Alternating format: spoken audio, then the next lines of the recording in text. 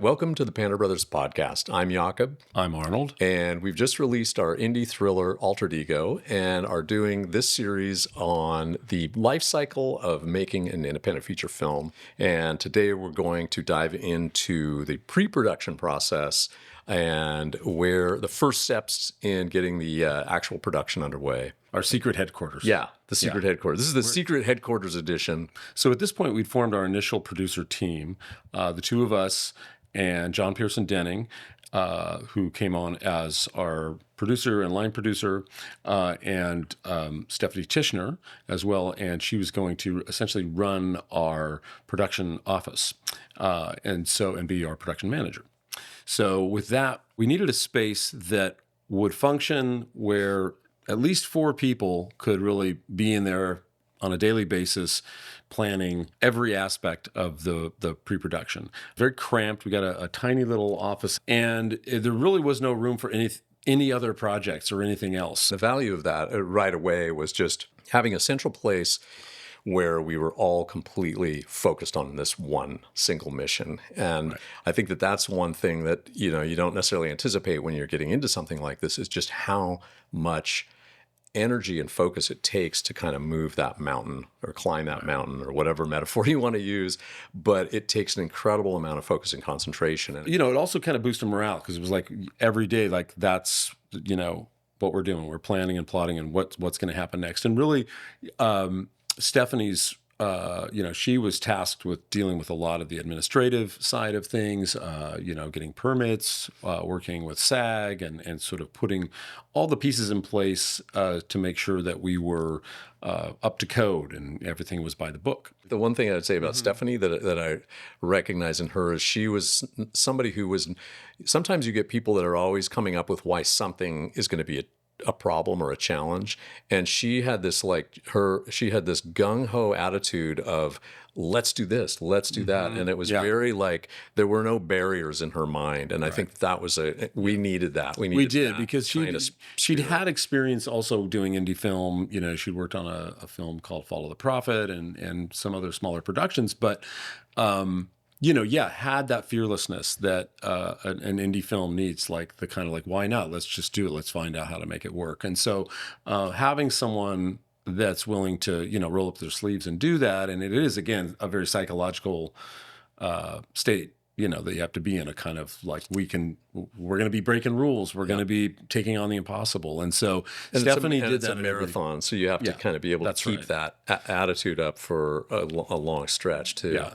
And so, and she was there in the office every day, it was a real motivator to see someone else that inspired. It's like, well, geez, if she's that inspired about our project, we better stay that inspired. And JPD was, really working with me as a co-producer to, put those kind of big pieces in place, and namely crew, sort of crewing up the production. Yeah. The big challenge for us at the time was, one, we're a small production. It's a very modest budget, low budget feature film. And at the exact same time, it coincided with a big Hollywood feature being shot here in Portland. And they had pretty much scooped up all of the available top-tier experienced crew members, grip and lighting, a lot of key positions, grip and lighting, and at that time there weren't as many as there are now. This was crewmen, before the television shows like Portlandia and Grimm and all of that. So we didn't have as large or robust a experienced crew base here as we do now, which is now we've got a lot of incredibly experienced crew members in Portland. But that was a significant challenge, because all of a sudden, one, we didn't have a huge budget to hire at people's top rates, and they were getting top rates from this Hollywood movie. And one of the things that we realized at the time, in terms of what we were trying to pull off, was that films, no matter what scale, there's always some form of inherent hierarchy in them.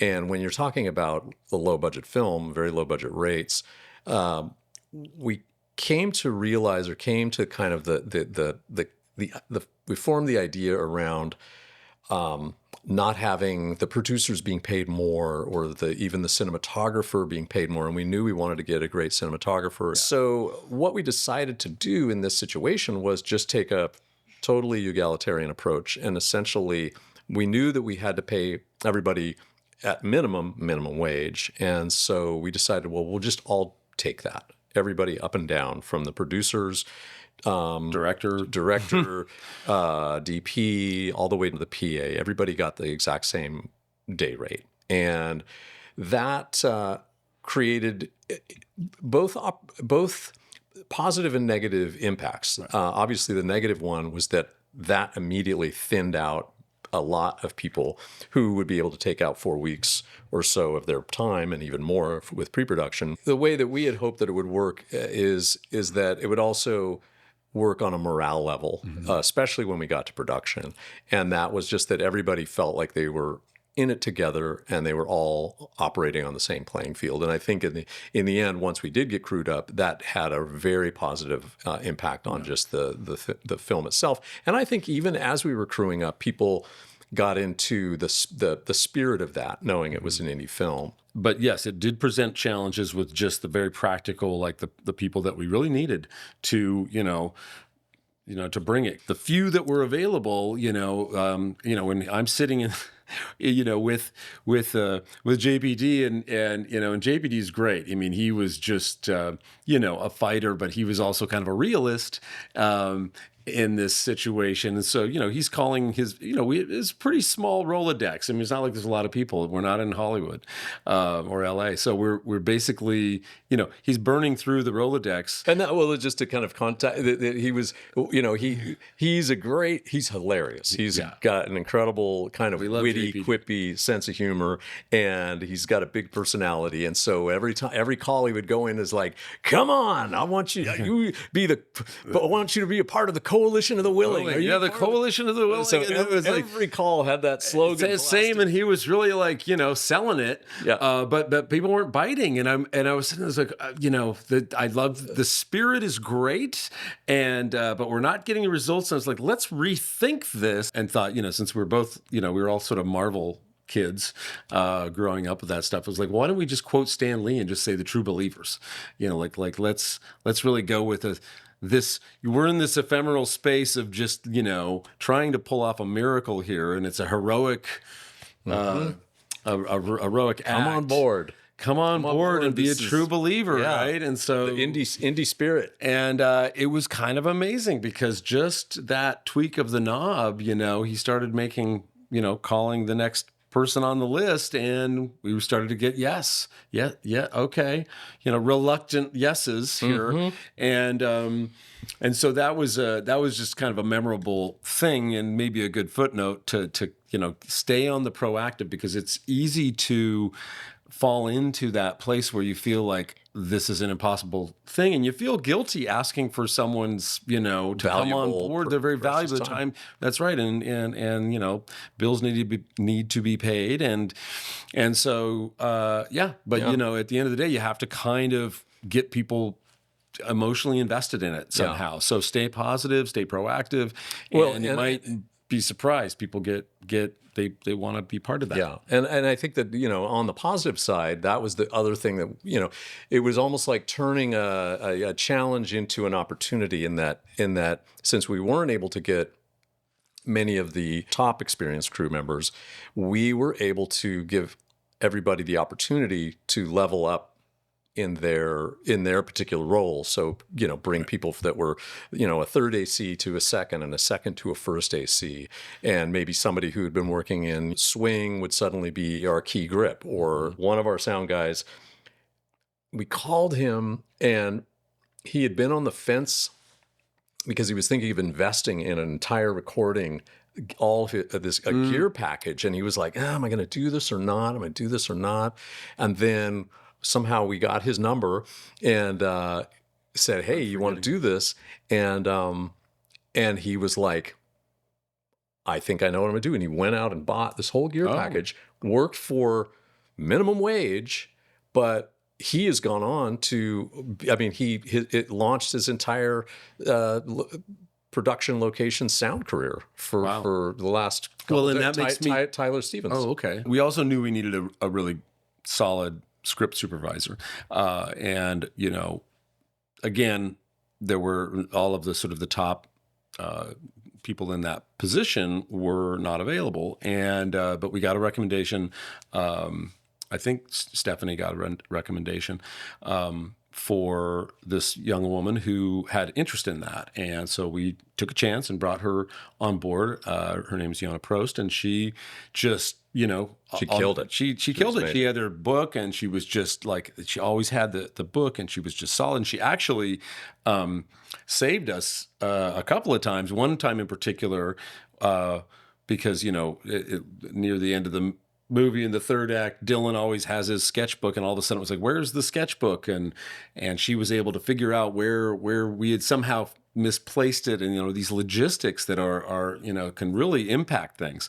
But luckily we were able to kind of work around it and figure it all out. But you got all these moving parts, and that's essentially a script supervisor really has to be, they're watching continuity, the continuity, dialogue, and the detail, and the physical continuity, yeah. and which that can really have an impact. So she was amazing, and she went on to do great things. She went on to work for Leica, and and do like all sorts of big shows. So it's really, it felt really great to see people, in the crew evolve. But at this point, we were at it was a kind of a newness. Everybody was kind of like, they had some experience in it, but like you say, they were given an opportunity to level up. Another very significant position was our cinematographer, DP, Kevin Fletcher. And it was interesting with Kevin because Kevin is a very, very talented photographer, and also is very busy working and doing commercial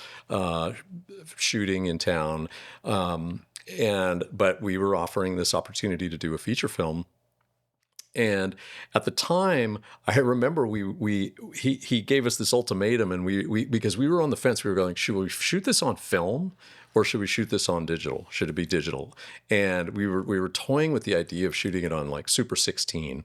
Because digital was still new. It was still right before Red was. Yeah, we shot with a Panasonic VariCam at the time, and so we were like, okay, yeah, that would actually be super cool. So shoot it on film 16. Oh my, because we kind of knew that like this digital revolution was coming, and probably after a certain point there wasn't going to be a lot more opportunities to shoot on film because everything was going to go digital, and so we were into it. But then, of course, we really started thinking about it. Like, okay, wait a minute. If we really run the numbers here, and we start to think about, we're like, this is not for the budget. Yeah, we can't do it. And so we had to break it to Kevin, and there was a moment where it was almost going to fall apart because that was his ultimatum. His ultimatum. We had that if you shoot it in film, I'll do it. Right. And, but I don't remember how we kind of turned the ship around. But I think he ultimately at the end he was just like, okay, yeah, I think I have another idea, and we'll shoot it like this, and we'll do it. But he was, and a big part of that was that he's a photographer and an artist, and that's one of the we'd interviewed a few DPs, and that was, a factor in this, is that this had a vision that we wanted to capture, and we also wanted that production value. We wanted someone who'd, shot high-end types of shows, and even though he hadn't worked in movies yet, he was someone who really knew his stuff, and so, but he had that artistry and that sensitivity. Yeah, I think that's what really stood out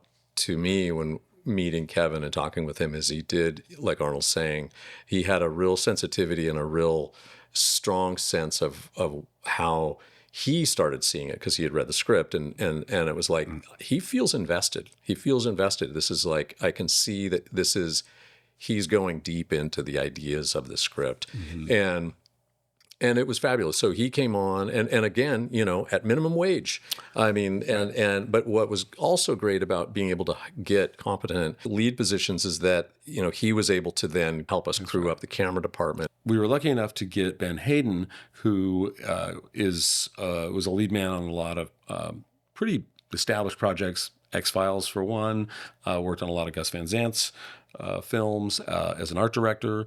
And, so he was one of those people that would normally be working on some other big project and would not be gettable. So that was really, fortunate, because he also brought in an incredible amount of talented people on the art direction side, art department and art direction side, right, and props and all that. So, once we had him on board, combined with Kevin and JPD and Stephanie, I mean, we really started to kind of have this, really great team that we felt like more and more confident by the day as we sort of move toward the next phase of things. Exactly. Which is, we've got a crew, but we still need a cast. Who's going to be in this thing? Who's going to be in this movie? That was the next big challenge. So join us on our next podcast episode, where we are going to dive into how we cast this indie thriller titled Altered Ego.